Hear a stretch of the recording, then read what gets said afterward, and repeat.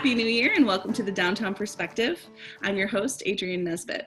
On today's show, we'll be talking about the Art Alley extension and a new collection of murals that we've got downtown.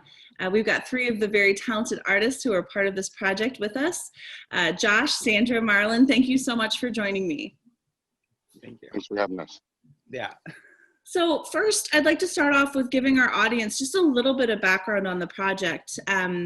The Elkhart County Board of Realtors had access to this really exciting placemaking grant. And they approached the city, Becky Hutzel with the city, about the possibilities of collaborating on an initiative in the arts. And I just think it's so great that people who you would not think necessarily are gonna make an arts project happen, the Board of Realtors, their passion and the hard work they did, a lot of individual realtors to make this happen. So they actually got approval for the grant funding. And so with collaborative help from the city and the Arts Council, they were able to move forward with planning this project, getting some really amazing sturdy outdoor frames, figuring out a way to keep people's art safe, which is an important thing. We've put original pieces of art in public before and they haven't withstood the weather or some teenage art projects themselves. And so we wanted to make sure people's original art stayed safe. And so I think that the city and the Board of Realtors came to a really great solution for highlighting local artists with this mural project.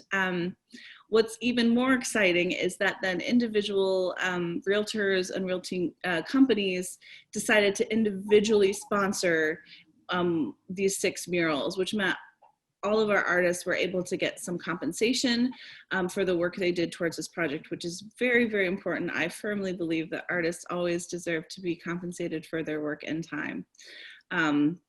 So this was a true collaborative initiative and obviously couldn't happen without some amazingly talented artists. So I'm so excited to have 3 of our 6 artists with me here today.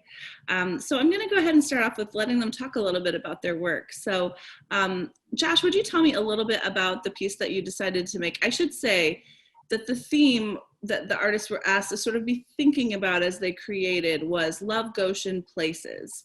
And so that was the inspiration, even in subtext for a lot of these artists. So Josh, can you tell us about your piece?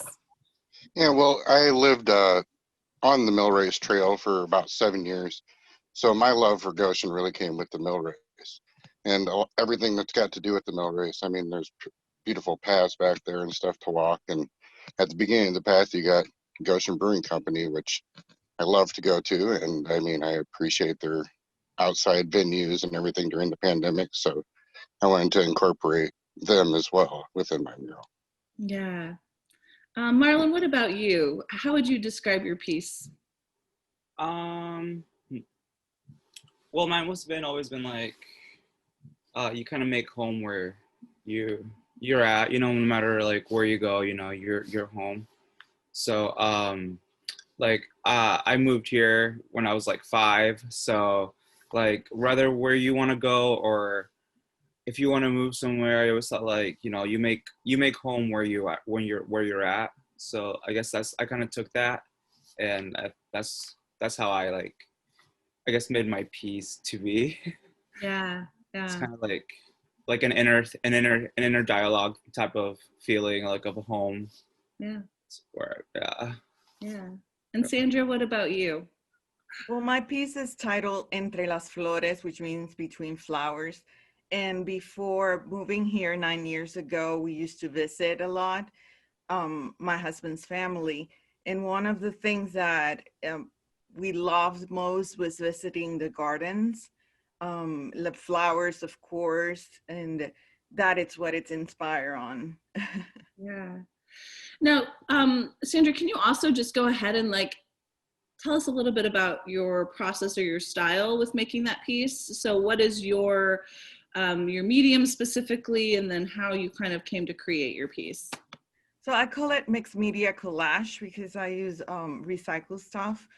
That piece in specific is the background has airplane tickets or museum tickets. There's also a note from my mother. She is the gardener of the family. So it's kind of dedicated to her, let's say.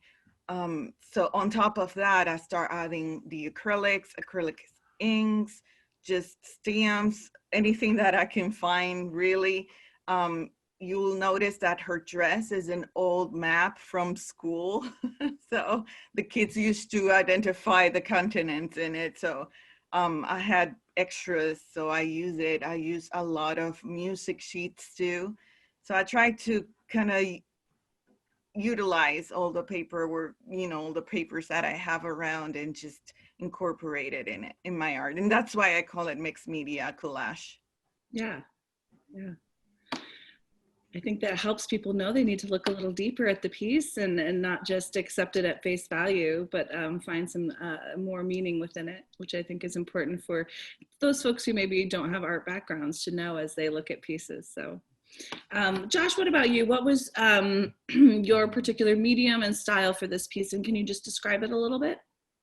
This piece kind of came, I just basically used paint and paint marker to add a little bit more detail.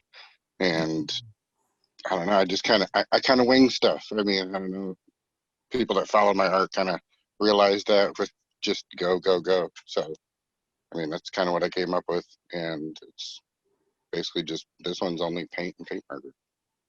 Yeah, I always think your art is so bold and striking. Has sort of a street art feel, but very focused. If that makes sense, that's kind of how I interpret your art. I don't know that I'm the most impressive person to interpret it, but Well, with the street art background, I mean, it's there. So yeah, yeah.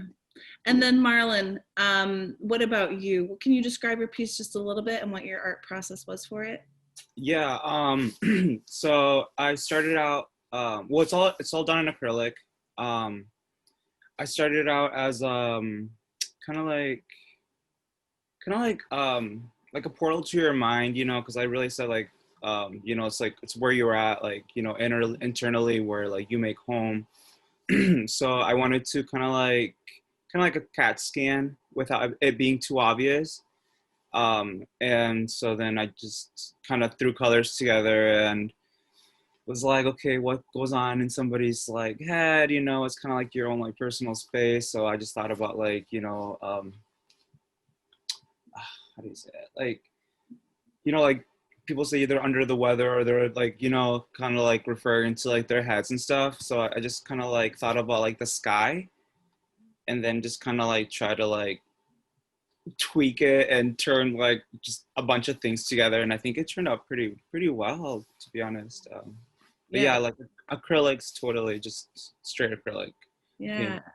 What was another interesting part of the process for the audience is that while all of the pieces needed to be square, they actually were blown up from their original size to be the size for the murals. And so some pieces were much smaller originally and some were closer to the actual size, but now they're all the exact same size, which is kind of an interesting process, I think, for artists to see their piece that was maybe quite smaller and then see it quite large. So, and Marlon's was one that did start much smaller. So yeah, definitely. Yeah. So my final question for everybody is there other places around town, businesses or public spaces where we can see your art? And if not, which is fine, just curious what you're working on right now. So Marlon, is there anywhere around town we can see your art? Yeah, there's a few places, not downtown specifically, but I mean, there's where at Constant Spring, I do the chalkboards there. I do have a piece hanging in the Elephant Bar. I know that they're not open right now, but once they're up and running, it's in there. And then I have a small mural in the Old Bag Factory, in Michelle Fanfair's store, The Gift of Gab. So that's where I started out too. So it's kind of cool. Yeah. Sandra, what about you? Do you have any art where people can take it in, or are you working on anything currently? So I don't have any places where I'm displaying my artwork. I used to do a lot of like fairs and stuff like that, but with COVID, it's been slowed down. I have my Facebook page. It's Sandra Y Perez, and I usually post there what I'm working on. Yeah, perfect. We'll make sure that we post everybody's art handles for their where people can catch your art online. Thank you. And then Josh, I think you probably take the cake on this question as far as places people can find your art around town. You can find my art behind Elephant Bar, the mural. I also have a mural at the old Roosevelt Center in Elkhart. I've got one that I did for Oaklawn, and can also find me on Facebook under Joshua N. Cooper, Instagram PaintCoop81, and DJ Creations also on Facebook, which is a venture I'm starting with my wife. Awesome. Well, I just want to reiterate to our audience, there are actually 6 murals, so this is just 3 of the 6 artists, but they're all local Goshen artists, really a variety of styles. We have a photographer in there with some ink printing and an additional painter, so there's a lot of cool different views and perspectives. And this is all located in the alley between Edward Jones and Sorg Jewelers, which is 120 South Main Street. So if you're wandering downtown, make sure you go down that alley, bring your family, take photos, enjoy interacting with the art and experiencing it. And we're just so happy to have so many talented artists here in Goshen who are willing to be part of these kinds of projects and bring art to all of you, especially in these times where there's not as much to do. So thank you all so much for joining me.